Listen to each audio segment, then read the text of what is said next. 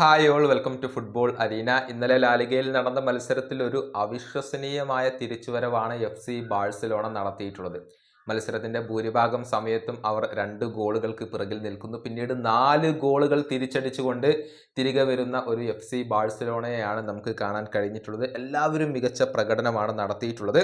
അതായത് മത്സരത്തിന്റെ 45-ാമത്തെ മിനിറ്റിൽ ആൽവരസും 70-ാമത്തെ മിനിറ്റിൽ സോർലോത്തും അത്ലറ്റിക്കോ മാഡ്രിഡിന് വേണ്ടി ലീഡ് നേടിക്കൊടുക്കുകയായിരുന്നു.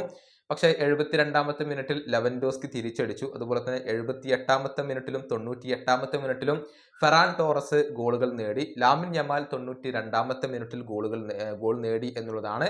അങ്ങനെയാണ് 2-നെതിരെ 4 ഗോളുകൾക്ക് ഈ മത്സരത്തിൽ FC ബാഴ്സലോണ വിജയിച്ചിട്ടുള്ളത്. ഏതായാലും ഇതേക്കുറിച്ച് അത്ലറ്റിക്കോയുടെ പരിശീലകനായ ഡിയഗോ സിമിയോണി ചില കാര്യങ്ങൾ പറഞ്ഞിട്ടുണ്ട്. അതായത് ബാഴ്സലോണക്ക് കുറച്ചധികം ഭാഗ്യം ഈ മത്സരത്തിൽ ഉണ്ടായിരുന്നു എന്നാണ് സിമിയോണി പറഞ്ഞിട്ടുള്ളത്. അദ്ദേഹത്തിന്റെ വാക്കുകൾ ഇങ്ങനെയാണ്: ആദ്യം ഞാൻ എതിരാളികൾക്ക് അഭിനന്ദനങ്ങൾ നേരുന്നു. അവർക്ക് ഈ മത്സരത്തിൽ കുറച്ച് ഭാഗ്യം കൂടി ഉണ്ടായിരുന്നു. അത് ആവശ്യമായിരുന്നു. ഞങ്ങളെ സംബന്ധിച്ചിടത്തോളം കൗണ്ടർ അറ്റാക്കുകൾ മുതലെടുക്കാൻ ഞങ്ങൾക്ക് കഴിഞ്ഞില്ല. അവർ ഒരു മികച്ച ടീമാണ് എന്ന കാര്യത്തിൽ സംശയങ്ങൾ ഒന്നുമില്ല. അതുകൊണ്ട് തന്നെ അവർ അഭിനന്ദനങ്ങൾ അർഹിക്കുന്നു. ഇതാണ് ഡിയഗോ സിമിയോണി ഇപ്പോൾ മത്സരശേഷം പറഞ്ഞിട്ടുള്ളത്. ഏതായാലും ഈ ഒരു വിജയത്തോടു കൂടി FC ബാഴ്സലോണ പോയിന്റ് പട്ടികയിൽ 1-ാം സ്ഥാനത്താണ്. 27 മത്സരങ്ങളിൽ നിന്ന് 60 പോയിന്റ് അവർക്കുണ്ട്.